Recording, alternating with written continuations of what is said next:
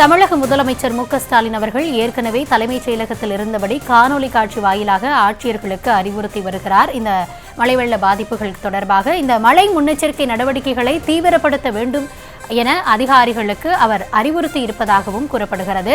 மழை முன்னெச்சரிக்கை நடவடிக்கைகளை அதிகாரிகள் அவரவர்களுடைய பகுதிகளில் தீவிரப்படுத்த வேண்டும் என முதலமைச்சர் அவர்களுக்கு அறிவுறுத்தி இருக்கிறார். என்னென்ன அறிவுறுத்தல்களை அதிகாரிகளுக்கு அவர் வழங்கினார் என்பது தொடர்பான அந்த காட்சிகளை பார்த்து கொண்டிருக்கிறோம். இந்த ஆலோசனை கூட்டமானது தலைமைச் செயலகத்தில் இருந்து காணொலி வாயிலாக நிகழ்த்தப்பட்டது. ஆட்சியர்களோடும் இந்த அறிவுறுத்தல் வழங்கப்பட்டிருக்கிறது. கூடுதல் விவரங்களோடு இணைகிறார் எம்முடைய செய்தியாளர் ராஜேஷ். வணக்கம். தொடர்ந்து பல்வேறு மாவட்டங்களில் ஏற்கனவே முன்னெச்சரிக்கை நடவடிக்கைகளை மேற்கொள்ளுங்க அப்படின்னு சொல்லியிருந்தாங்க. தற்பொழுது இந்த ஆலோசனையிலும் முதலமைச்சர் அதனை மீண்டும் வலியுறுத்தி இருக்கிறார். என்னென்ன விஷயங்கள் இந்த கூட்டத்தில் முக்கியமாக கவனத்தில் எடுத்துக்கொள்ளப்பட்டு அறிவுறுத்தப்பட்டது? முழுமையான விவரங்களை வழங்கல. கௌதமி வணக்கம். தமிழக முதலமைச்சர் மு.க.ஸ்டாலின் அவர்கள் சென்னை தலைமைச் செயலகத்தில் இன்று ஆலோசனை மேற்கொண்டார்.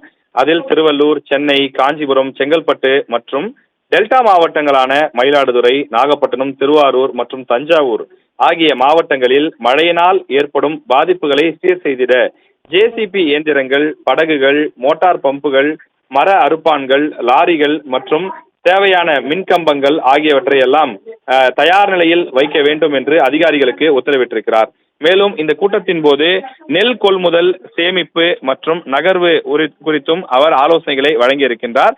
மேலும் மழையால் பாதிக்கப்பட்டுள்ள டெல்டா மாவட்டங்களில் தொடர்ந்து விவசாய மக்கள் பாதிக்கப்படாத வண்ணம் நெல் கொள்முதல் பணிகளை தொய்வின்றி விரைவாக நடத்திட நடவடிக்கை எடுக்க வேண்டும்.